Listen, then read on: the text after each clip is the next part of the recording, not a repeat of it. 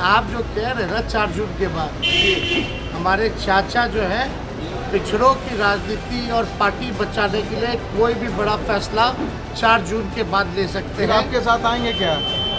अब जब बड़ा फैसला लेंगे तो देखिए, ये सरकार को सोचने की आवश्यकता है, प्रशासन को सोचने की आवश्यकता है। सरकार सिर्फ चुनाव ना लड़े, वो बिहार को भी देखे, लॉ एंड ऑर्डर को भी देखे। सरकार को नमस्कार, मेरा नाम प्रेम है और आप लाइव स्टेज देख रहे हैं। देखिए, सम्राट चौधरी का गुस्सा फूट पड़ा है।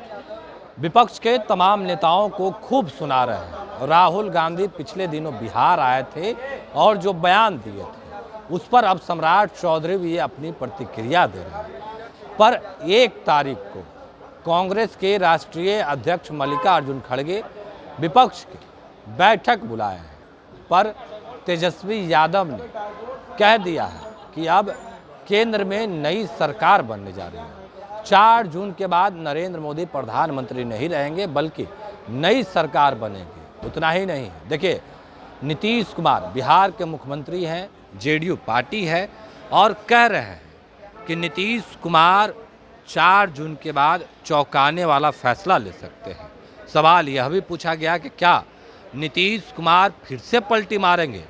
तेजस्वी यादव ने साफ शब्दों में कहा है कि चौंकाने वाला फैसला लेंगे, कुछ भी हो सकता है।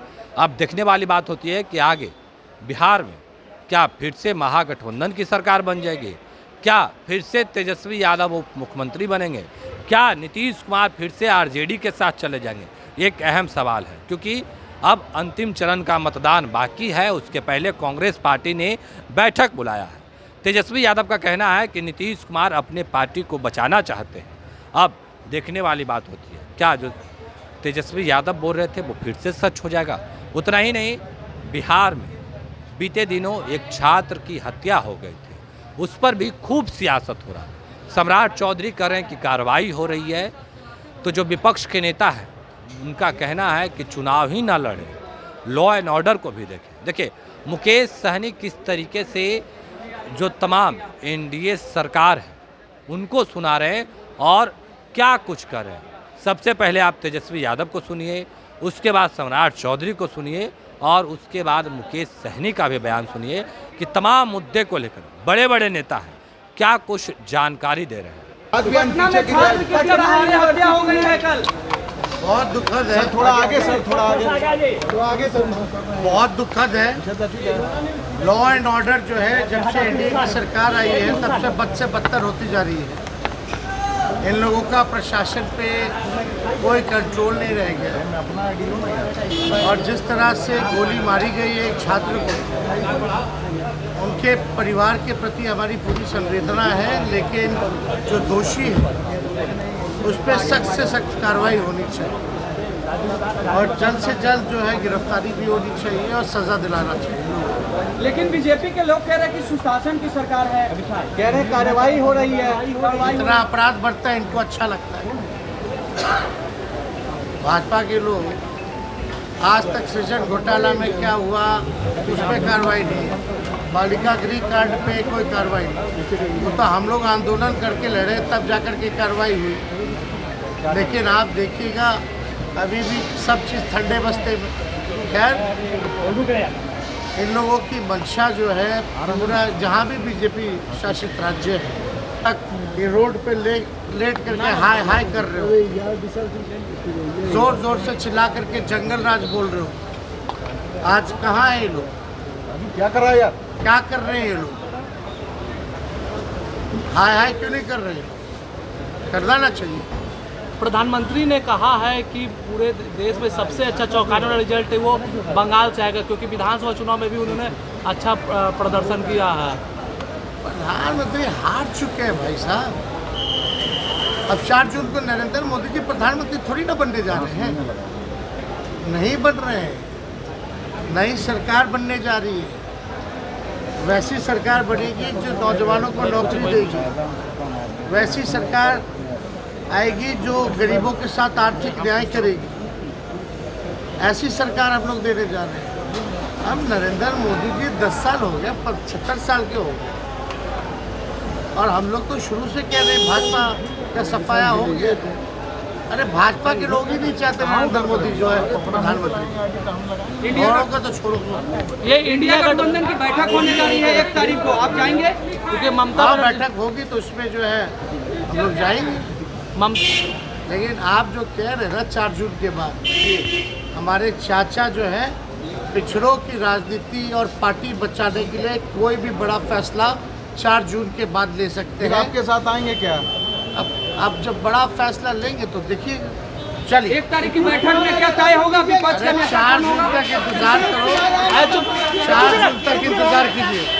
1 तारीख को क्या तय होगा? 4 जून तक इस सारे पाप के लिए सिर्फ देश में कोई जिम्मेदार है तो कांग्रेस पार्टी। 75 वर्ष के आज़ादी के बाद जिस पार्टी ने 55 साल राज किया हो, जिनकी 4-4 पीढ़ियां देश पर राज किया हो, उसके बाद यदि कोई प्रश्न उठा रहा है तो सबसे बड़े दोषी कोई हैं तो राहुल गांधी जी का परिवार, जिसने 70 वर्ष तक इस भारत को लूटने का काम।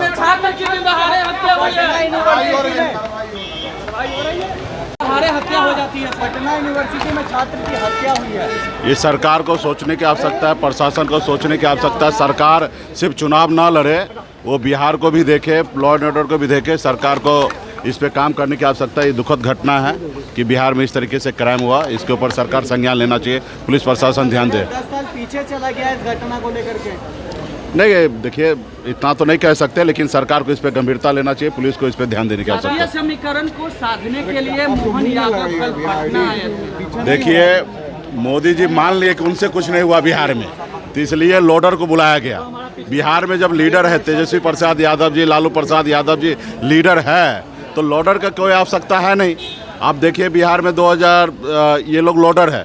2020 में स्वर्गीय सुशील मोदी जी लीडर थे, उसके बाद तारकिशोर जी बन गए, उसके बाद अभी सम्राट जी बन गए, इस चुनाव के बाद कोई और बन जाएंगे। तो यहाँ पे लीडर नहीं है, यहाँ लोडर है, और लोडर को बिहार में कोई ज़रूरी नहीं है। और भारतीय जनता पार्टी इस तरीके से काम करते हैं कि वोट के लिए कुछ भी करते हैं। जो राज ठाकरे यूपी बिहार के लोगों को मारता था, गाली देता था, और बिहार के लोगों को, यूपी के उत्तर भारतीय के लोगों से नफरत करता था, वही मोदी जी है जो सोच रहे थे कि इसको लेने से हमारा नुकसान होगा, लेकिन चुनाव का समय है, महाराष्ट्र में उनको अपने मंच पर बैठा लिया। तो ये लोग कुछ भी नहीं ध्यान देते हैं कि किनका भावना का क्या होगा, इनको सिर्फ चुनाव जीतना है और उस रणनीति से काम कर रहे हैं। तो बिहार, यूपी, झारखंड के सभी लोग सोचते होंगे कि राज ठाकरे को लाएं क्या होगा, और यहाँ पे भी लीडर ऑलरेडी तेजस्वी प्रसाद यादव जी, कोई भी लोडर आएगा तो उससे कोई फर्क नहीं पड़ेगा। इंडिया गठबंधन की बैठक है, क्या आप जाएंगे? निश्चित तौर पर। तो अभी आप तमाम नेताओं का बयान सुना है, किस तरीके से तेजस्वी यादव हो या फिर सम्राट चौधरी हो या मुकेश सहनी हो, तमाम लोग अपनी बातों को रख रहे थे और खूब गरज रहे थे। साफ शब्दों में कह रहे थे जिस तरीके से ये लोग चुनाव लड़ रहे हैं तो लॉ एंड ऑर्डर को भी देखना चाहिए। अब छात्र की हत्या हो गई है, इस पर भी सियासत खूब हो रही है। सम्राट चौधरी का कहना है कि कार्रवाई हो। अब देखने वाली बात होती है कि जो तेजस्वी यादव नेता प्रतिपक्ष हैं, जो बयान दिए हैं कि नीतीश कुमार चौंकाने वाला फैसला लेंगे, क्या वो फिर से पलटी मार देंगे? सवाल पूछा गया था, आपने सुना है किस तरीके से तेजस्वी यादव जवाब दे रहे थे, क्या कुछ कर रहे थे मुकेश सहनी, वो भी आपने सुना। फिलहाल के लिए इतना ही। बने रहे लाइव चैट के साथ। लाइव चैट को सब्सक्राइब नहीं किया, सब्सक्राइब कीजिए। हमारे फेसबुक पेज को लाइक करना बिल्कुल न भूलें। धन्यवाद।